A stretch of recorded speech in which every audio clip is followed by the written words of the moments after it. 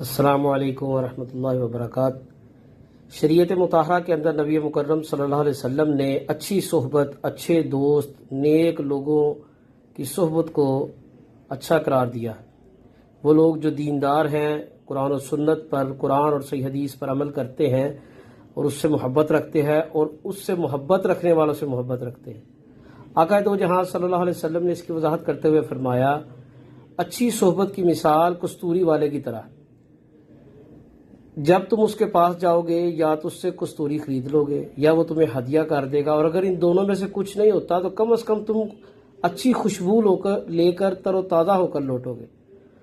और बुरी सोहबत, बुरे इंसान की मजलिस की मिसाल आपने दी आग की भट्टी की तरह। जो आग झोंकने वाला है, अगर उसके पास तुम जाते हो तो तुम बदबू और ताफुन लेके आओगे। अल्लाह ताला हमें अच्छी सोहबत इख्तियार करने की तौफीक अता फरमाए।